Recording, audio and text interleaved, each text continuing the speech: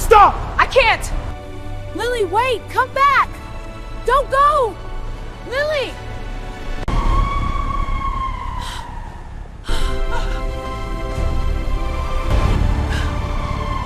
All right, well, hold on. I didn't mean to ruin anything. I really tried. Sounds like you tried too long. Runaway bride jumps into a taxi, not knowing the driver is a lonely tycoon. Hello, fans. This is another one from Mr. Hope. Let's all enjoy. The church doors didn't feel holy anymore. They felt heavy, like they were closing in on Lily Monroe's chest, one slow breath at a time.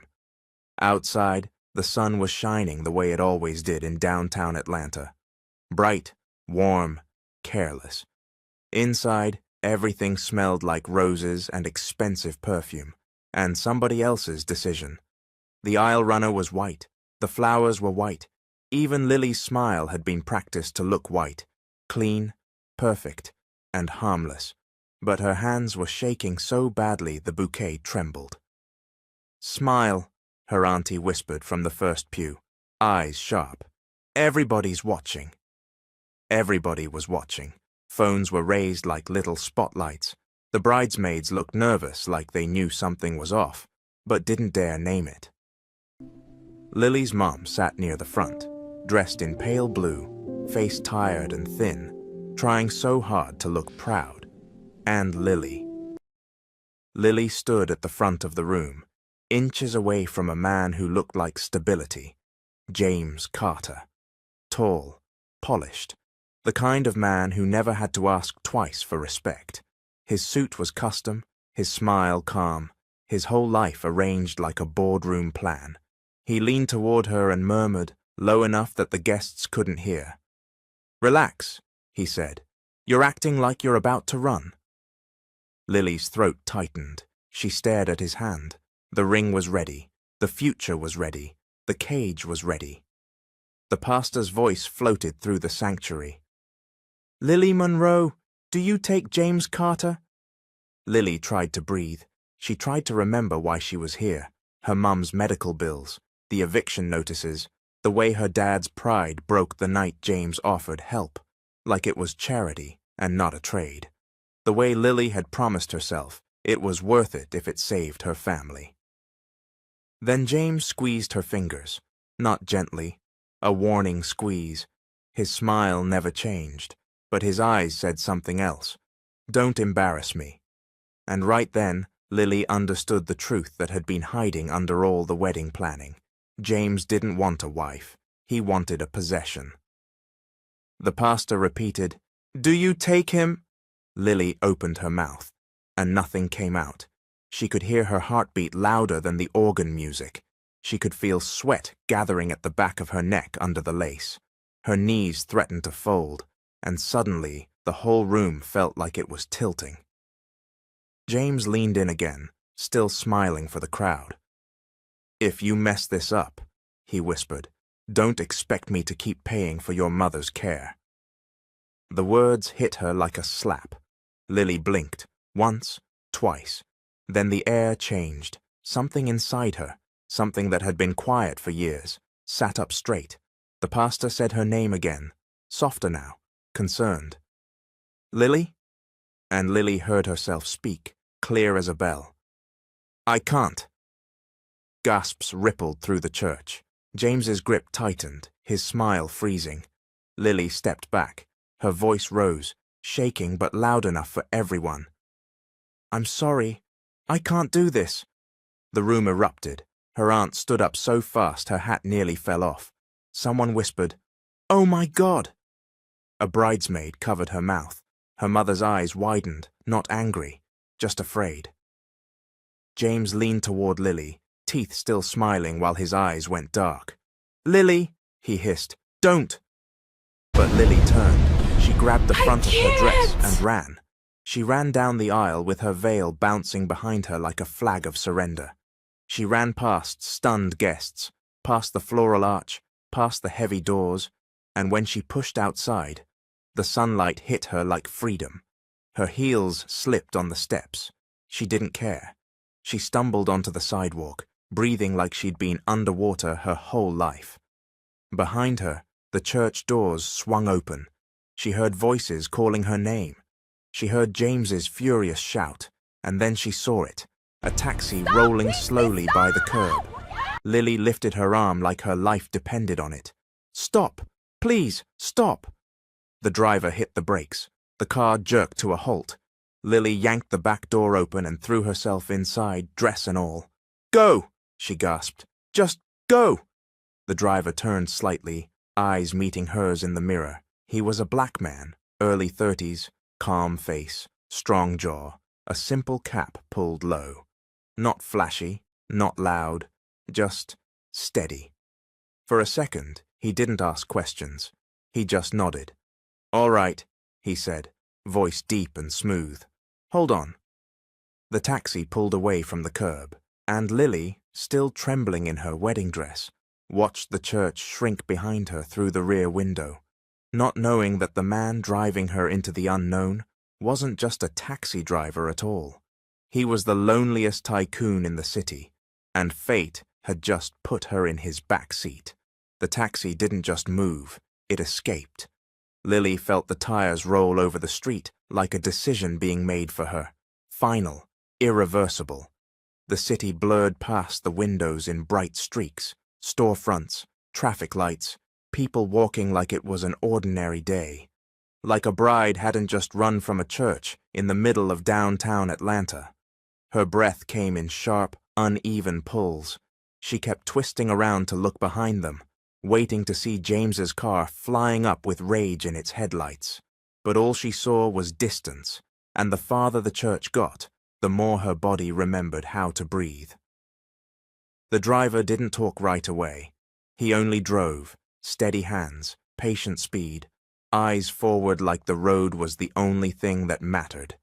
The inside of the taxi smelled faintly of clean leather and cinnamon. A soft gospel song played low on the radio, like the car itself was trying to calm her down. After a minute, Lily realized her hands were clenched so tight her nails had bitten into her palms. She forced them open. The driver finally spoke, voice low and careful. "You hurt." Lily swallowed. Her throat felt like paper. "No," she whispered. Then, after a beat, I don't think so." He nodded slowly, like he believed her, but not enough to stop paying attention. "You got somewhere you want to go?" Lily's mouth opened, and nothing came out, because the truth was, she didn't. Her apartment key was probably still on the dresser at home. Her phone was in her bouquet bag, somewhere between chaos and tears. And even if she did go home, her family would be there. The church aunties, the whispers, the disappointment dressed up as concern. Lily stared at the seat in front of her, voice trembling. "Anywhere," she said. "Just anywhere but back." For the first time, the driver glanced at her through the mirror, not with judgment, not with pity, just with something quiet, something familiar.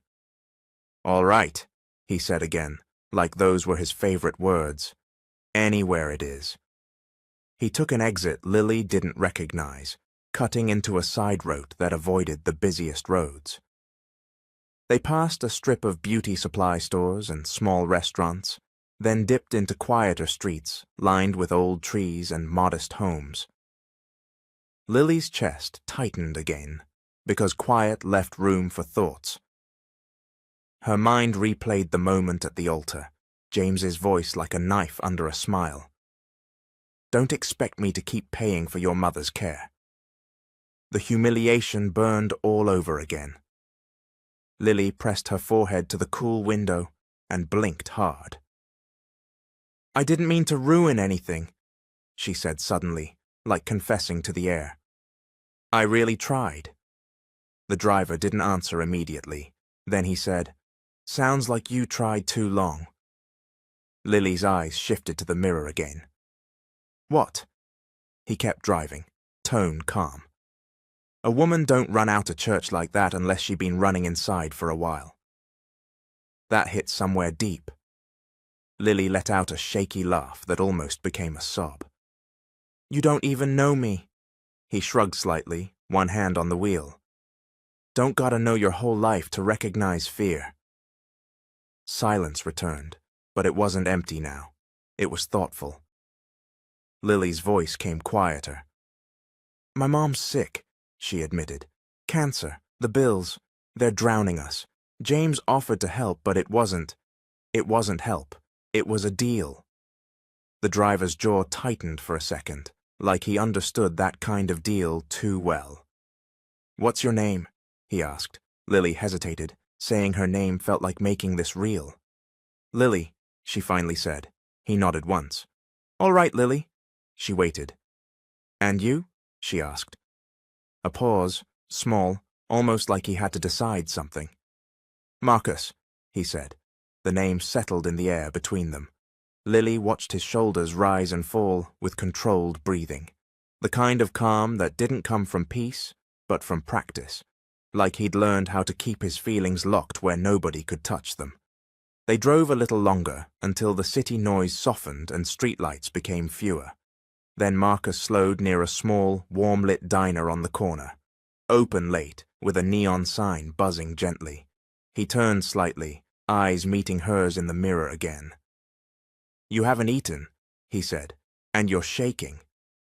Lily tried to argue, but her stomach betrayed her with a faint growl. Marcus's mouth lifted, barely a smile, but real. Come on, he said. First thing we do is breathe. Second thing, we get you some food. And for the first time since that church, Lily believed she might survive what she'd done. Because somehow, in the back seat of a stranger's taxi, she didn't feel alone anymore. The diner door chimed as they stepped inside, and warmth wrapped around Lily like a blanket. It smelled like butter, coffee, and late-night comfort, like the kind of place that didn't ask questions unless you wanted to answer them. A ceiling fan spun lazily overhead, and a few tired customers sat in booths with slumped shoulders and half-finished plates. The neon open sign hummed softly in the window. Lily stood frozen for a moment in her wedding dress, suddenly aware of how she looked. Mascara smudged, veil crooked, shoes dusty from running. A waitress behind the counter glanced up, and the surprise in her eyes lasted only a second before she replaced it with something gentler. Y'all okay? She asked, voice sweet with southern care. Marcus nodded for both of them. We good, just need a booth. The waitress grabbed 2 menus and guided them to a corner booth near the window, away from most eyes. Lily slid in, still clutching the fabric of her dress like she might disappear if she let go. Marcus sat across from her, calm as ever. A moment later, the waitress returned with 2 glasses of water without even asking. What can I get you, baby? She asked Lily, leaning closer like she could sense the shaking under her skin. Lily blinked, trying to focus. Her voice cracked. She cleared her throat. Coffee, please. And pancakes, Marcus added smoothly. And eggs. Whatever y'all got that comes quick. The waitress gave him an approving look like she liked his tone.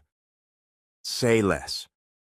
When she walked away, silence slipped into the space again. But it wasn't awkward, just heavy. Lily stared at the tabletop, tracing invisible lines with her fingertip. She felt like her whole life had been ripped open in one day, and now she was sitting under a humming diner light, pretending she still knew who she was. Marcus didn't rush her. He sipped his water, eyes scanning the room once, then returning to her like he'd decided she mattered more than anything else in here. Finally, Lily whispered, Why are you helping me? Marcus leaned back slightly. His voice stayed low. Because you looked like you needed somebody to. That simple answer almost broke her. Lily swallowed hard and looked out the window. Cars passed by, headlights cutting through the dark.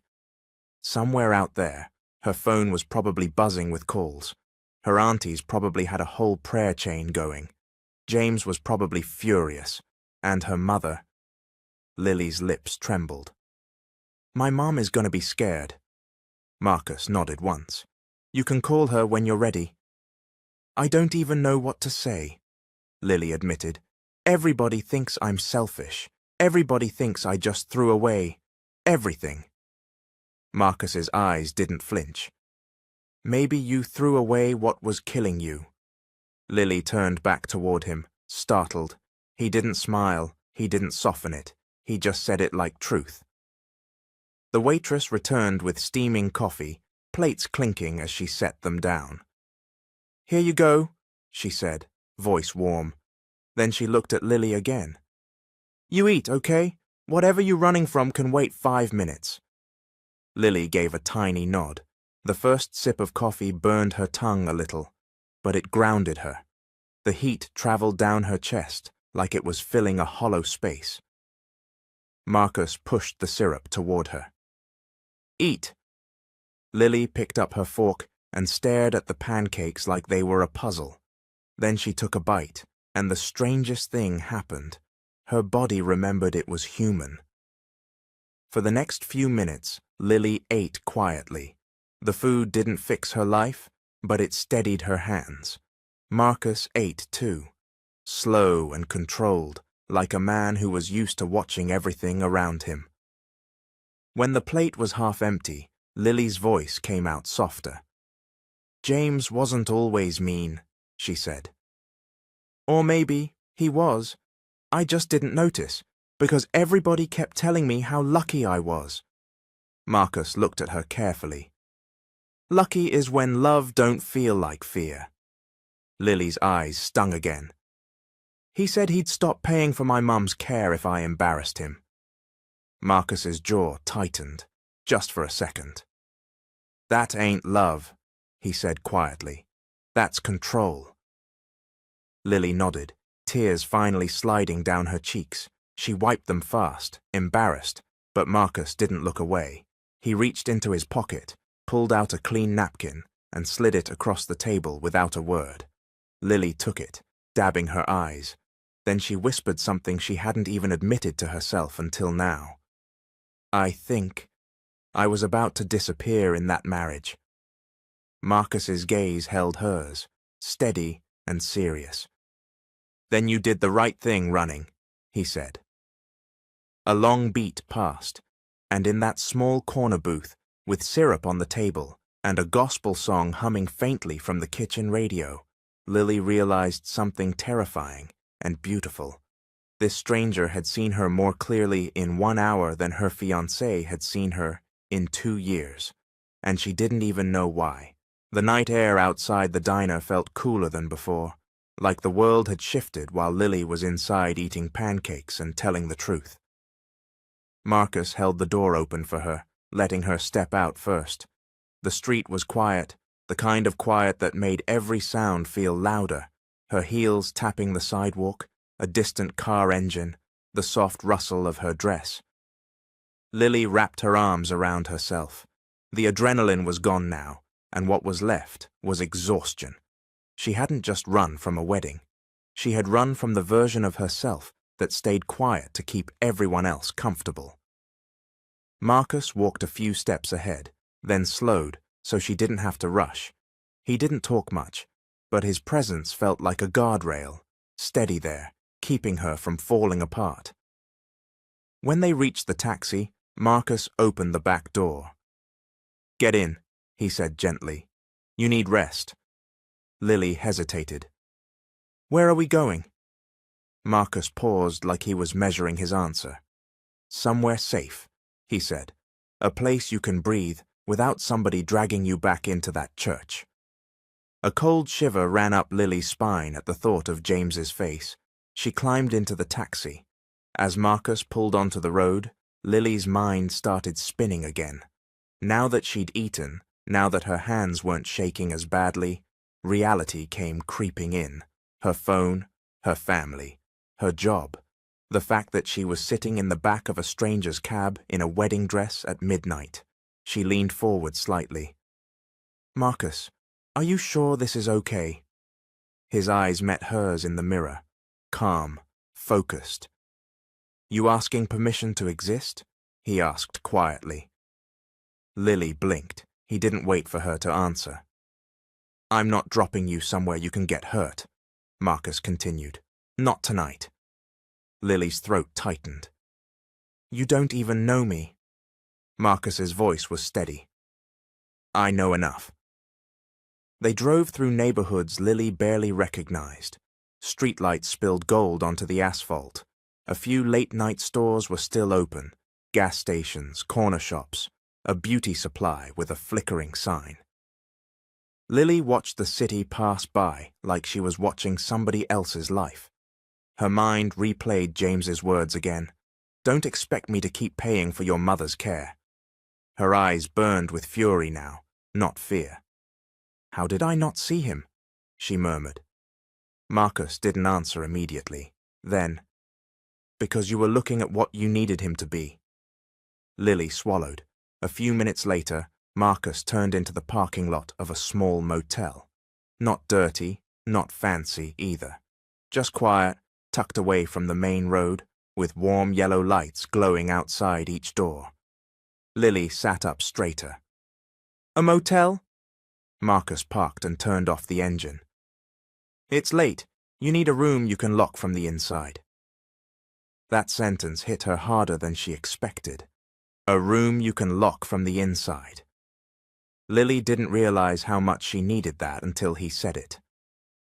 Marcus got out, walked around, and opened her door.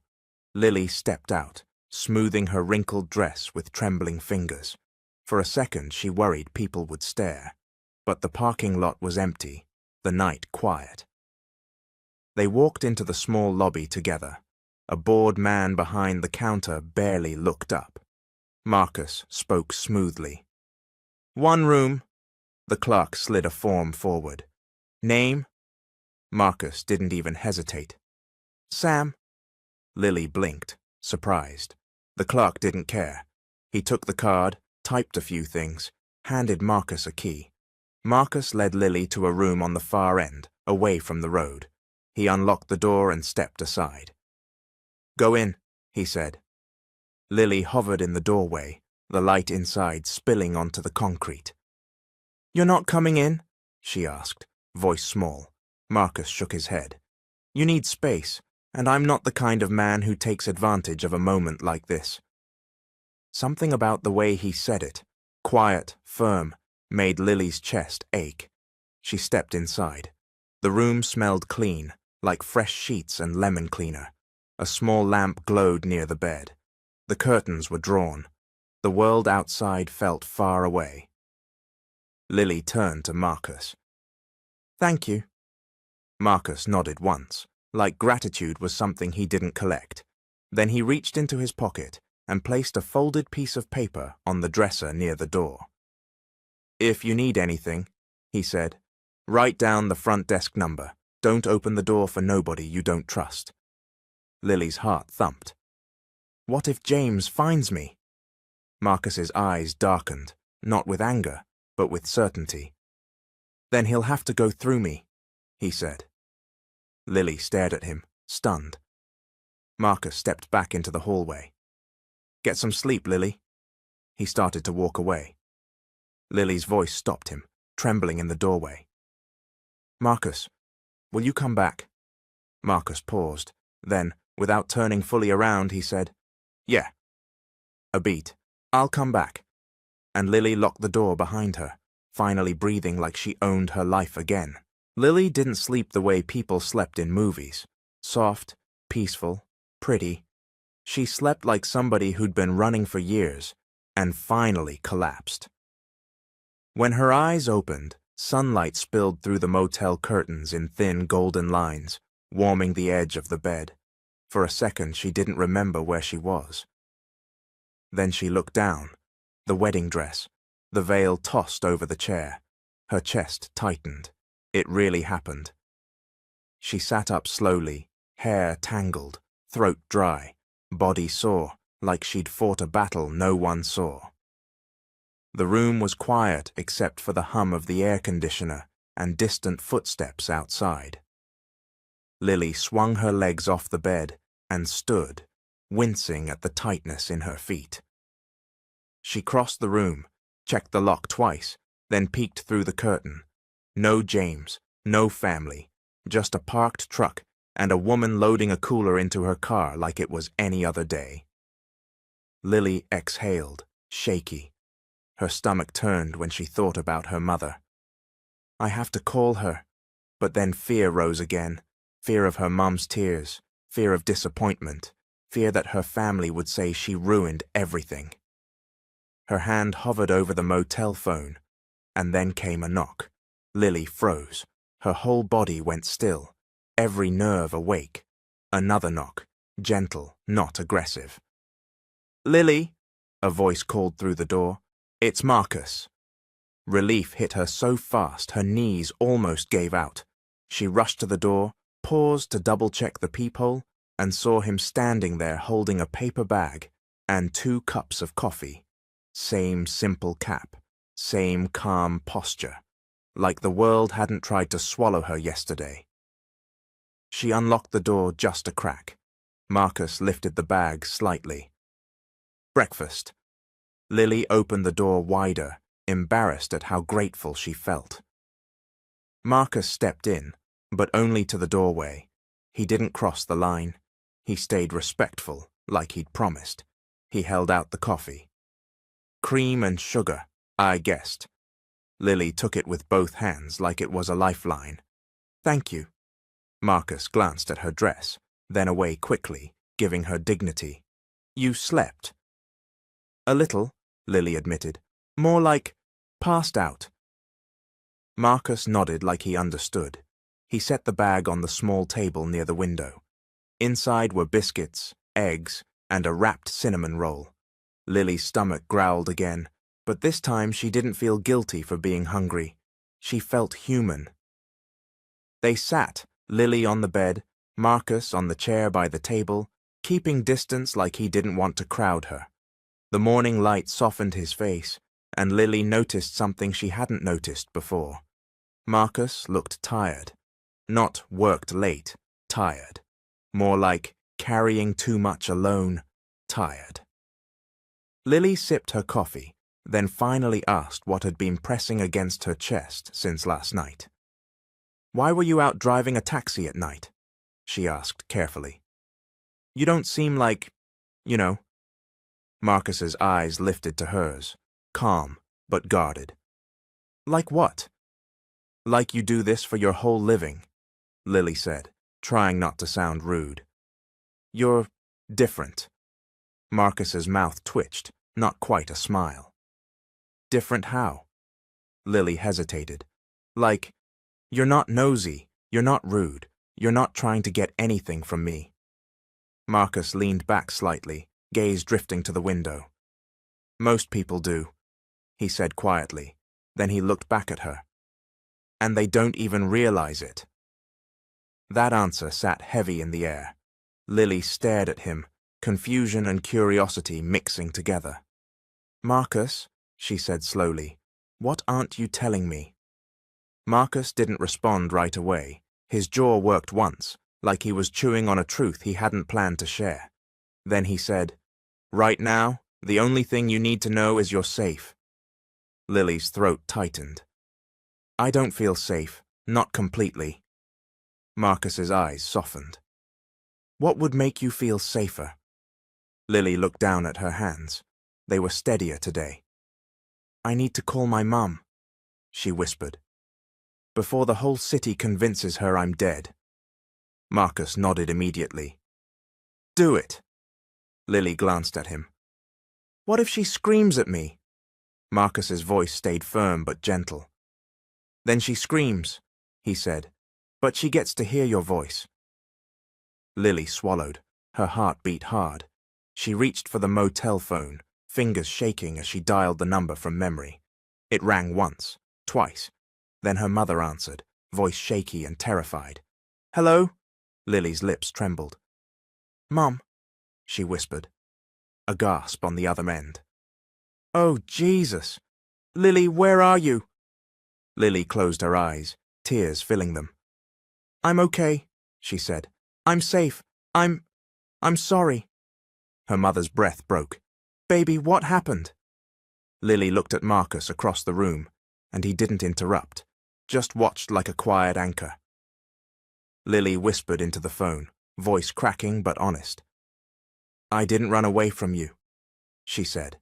"I ran away from a life that was going to destroy me." And for the first time, she said it out loud, and it sounded like truth.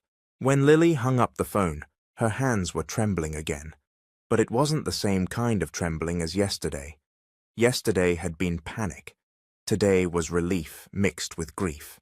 Her mom hadn't screamed. She'd cried. She'd whispered Lily's name like it was a prayer, like she'd been holding her breath since the moment Lily ran. And even through the pain, Lily heard something in her mother's voice she hadn't expected. Understanding. "Your daddy's mad," her mum had admitted softly. "Not because you ran, but because he feels like he failed you." That part sat in Lily's chest like a stone. Now the motel room felt too small for all the feelings crowding in. Lily stared at her wedding dress draped over the chair like a ghost of who she used to be. Marcus watched her quietly, then spoke in that low, steady tone. "You did what you needed to do." Lily let out a shaky laugh that didn't sound happy. "I don't even know who I am without everyone telling me what to do." Marcus nodded slowly, like that was something he understood too well. "Then maybe this is where you start figuring it out," he said. Lily wiped her cheeks with a napkin. "And then what?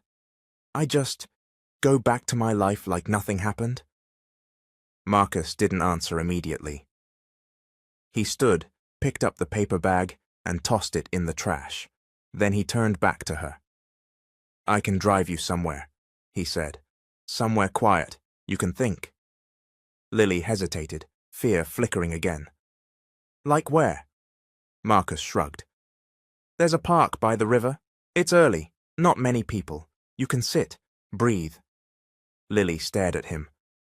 "Why do you keep offering me peace like you have extra?" Marcus's expression didn't change much, but something passed behind his eyes, something older than this moment. "Because I know what it feels like when you don't have any," he said. That was the closest he'd come to a confession. Lily nodded once, then stood slowly. "Okay." She didn't bother putting the dress back on properly. She just threw a long cardigan over it, tied her hair into a messy bun, and slipped on the motel's free sandals, like she was done pretending to be perfect. Marcus waited outside while she checked out, keeping a respectful distance. Then they were back in the taxi.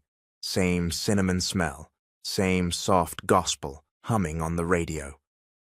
Only now Lily noticed something. Marcus's taxi was too clean, too maintained. The steering wheel wasn't worn like most cabs. The seats looked newly detailed, even the dashboard, polished, spotless. Lily narrowed her eyes slightly, but she said nothing. They drove toward the river, sunlight rising higher, turning the city gold. Atlanta looked different in the morning, less sharp, more forgiving, like it had room for people to make mistakes and still start over. Marcus parked near the park entrance, and they walked along a paved path lined with trees. The river moved steady, unbothered by human drama, reflecting the sky like it didn't know heartbreak existed. They found a bench under shade. Lily sat, exhaling deeply. The breeze lifted the loose ends of her veil, still tangled in her hair. Marcus leaned against a nearby railing, hands in his pockets, eyes scanning the water like he was thinking too. For a long moment, neither spoke. Then Lily said quietly, "My family is going to hate me for this." Marcus looked at her. "Your family might be hurt. That ain't the same as hate." Lily swallowed. "But they needed the money." Marcus's eyes sharpened slightly. "Your family needed help. That man used that need to buy you." Lily's chest rose. "I just wanted to save my mum." Marcus's voice softened. "And you still can." Lily turned her head, confused. "How?" Marcus didn't answer right away. He looked away toward the river again, like he was choosing his words carefully. You can save her, he said, without sacrificing yourself. Lily's eyes filled again. That sounds nice, Marcus, but life doesn't work like that. Marcus finally turned fully toward her. His gaze was steady, calm, serious. Sometimes, he said quietly, life only starts working different when you stop accepting the rules that break you. Lily stared at him, speechless, because the way he said it, like he'd lived it, made her feel like maybe it wasn't just a pretty line. Maybe Marcus knew something about escaping cages, and maybe he'd been waiting for someone else to understand. Lily's voice came small. Who are you really? Marcus didn't flinch. He just looked at her for a long moment and said, Right now, I'm the man who got you out. And Lily didn't know why, but that answer felt like both a comfort and a warning. The river breeze followed Lily back into the taxi, but it didn't carry peace anymore. It carried questions.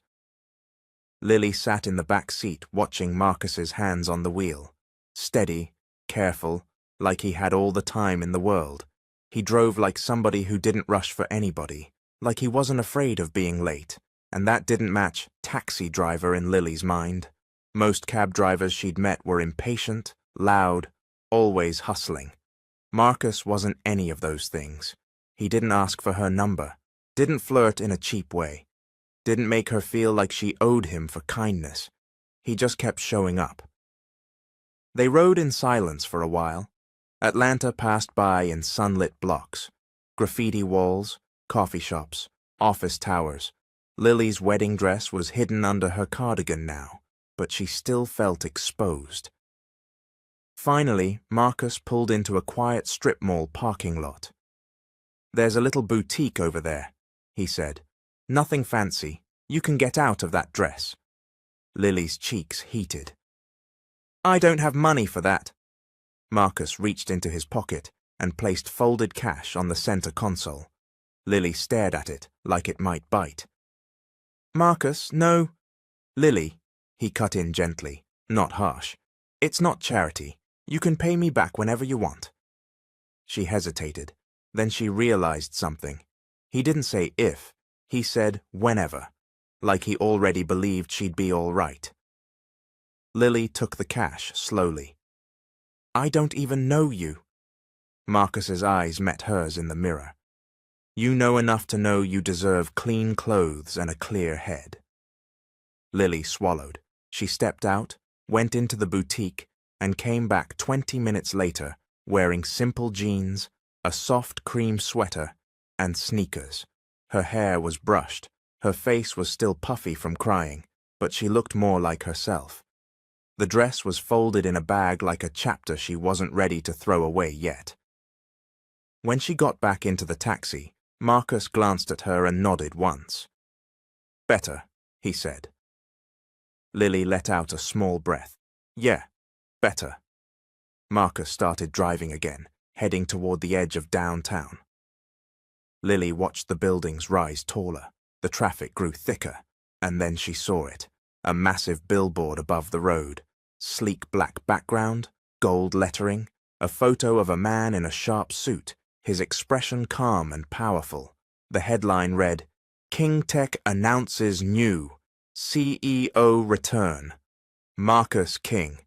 Lily's heart dropped into her stomach so fast she almost choked. Her eyes widened, because the face on that billboard was Marcus. Her mouth went dry. She leaned forward like getting closer would change what she was seeing. But it didn't. Same jawline, same eyes, same calm intensity, just dressed differently, richer, sharper, untouchable. Lily's breath hitched. Marcus, she whispered. He didn't look up, not even when the taxi passed directly beneath the billboard. Lily's pulse raced. No, no, no, no. She grabbed her phone out of instinct, but then remembered it was still missing. Her fingers clenched into her lap. Stop the car, she said suddenly, voice tight. Marcus's hands didn't change on the wheel. Why? Stop, Lily repeated, louder now. Right now. Marcus sighed softly, then pulled over near the curb. The moment the car stopped, Lily shoved the door open and stepped out into the bright sunlight. She stood on the sidewalk like her legs didn't belong to her. Marcus got out slowly too, walking around the taxi but not too close, like he knew she needed space. Lily pointed up at the billboard, trembling. "That's you," she said, voice cracking. "That's you." Marcus's eyes flicked upward for half a second, just enough to confirm it, then returned to her. He didn't lie, he didn't pretend, he just stood there, quiet. Lily's chest rose and fell too fast. "You told me you were a taxi driver." Marcus spoke carefully. "I told you my name." Lily blinked hard, tears threatening again, this time not from sadness but from shock. "Are you rich?" she whispered, like saying it too loud would make it real. Marcus didn't smile, he didn't brag, he didn't soften it. "Yes," he said simply. Lily staggered back a step like the truth had weight. All her thoughts collided at once. The motel, the cash, the calm, the way he moved like nothing could touch him. She stared at him, hurt, rising fast. "Why didn't you tell me?" she demanded. "Why did you let me sit in your car crying like a fool while you pretended to be regular?" Marcus's jaw tightened, not angry, but controlled. "I wasn't pretending," he said quietly. "I was trying to be invisible." Lily's eyes burned. "Why?" Marcus's gaze held hers, steady and honest. "Because I'm tired," he admitted, voice low. "Tired of people seeing the money before they see me." Lily shook her head, tears slipping out anyway. "But I didn't even get a choice," she whispered. "You decided what I deserved to know." Marcus took one slow step closer, stopping at a respectful distance. "I didn't plan to meet you like this," he said. "But when you got in that back seat, you didn't need a billionaire." His voice softened. "You needed someone safe." Lily stared at him, heart cracking in two directions, because part of her wanted to run again, and part of her wanted to believe him. Lily didn't get back into the taxi. Not right away. She stood on the sidewalk with the sun beating down, her hands shaking, her mind spinning like the city traffic. The billboard felt like it was laughing at her, like the universe had set her up with a cruel joke. Runaway bride meets kind taxi driver. Except he's not a taxi driver, he's Marcus King, a name big enough to take up a skyline. Lily stared at him, chest tight. "So what? This was all an experiment?" Marcus's eyes narrowed slightly. "No." "Then what was it?" Lily snapped, anger flaring because it was easier than fear. "Because it feels like you played me, like you watched me fall apart and decided I was some interesting story." Marcus didn't raise his voice. He didn't move in closer. He just exhaled like he'd been expecting this. "I didn't watch you fall apart," he said quietly. "I helped you stand back up." Lily's lips trembled. "You don't get it. I've been controlled my whole life. My family, James, everybody always deciding what I should do. And now you—" her voice broke. "You decided what I deserved to know." Marcus's jaw flexed once. The calm was still there, but Lily could tell she'd hit something sensitive. "I didn't hide it to control you," he said. "I hid it because it changes everything." Lily laughed, bitter. "Yeah, it does." She turned away, wiping her eyes fast, refusing to cry in front of him again. Behind her, cars whooshed past. People walked by without recognizing the billionaire standing on the street like an ordinary man. Lily faced him again. "So what now, Marcus? You drop me off with a little good luck and go back to your penthouse?" Marcus's gaze held hers. "What do you want now?" That question stopped her, because for once, somebody wasn't telling her what to do. Still, her pride rose up like armor. "I want space," she said sharply. "I want to breathe without wondering if you're buying my life behind my back. Marcus's expression shifted, subtle but real. Okay, he said. That was it. No argument, no guilt trip, no dramatic chase. Just, okay. And somehow that made Lily's throat tighten even more. Marcus reached into the taxi and grabbed the bag with her folded dress and veil. He stepped forward and placed it in her hands carefully, like it was something precious. You can keep that, he said. Or burn it, whatever you need. Lily gripped the bag, swallowing hard.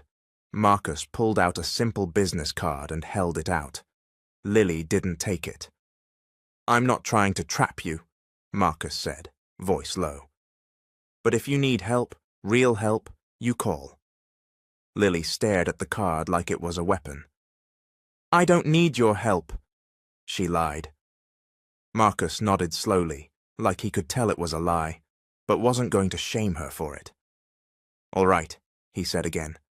Then he turned and walked back toward the taxi. Lily watched him, stunned. You're just leaving? She demanded.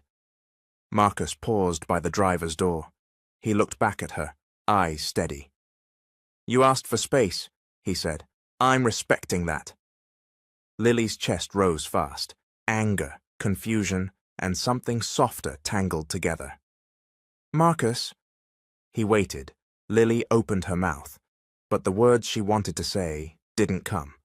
Because the truth was, she did want space, but she also didn't want to feel abandoned. That contradiction made her head hurt.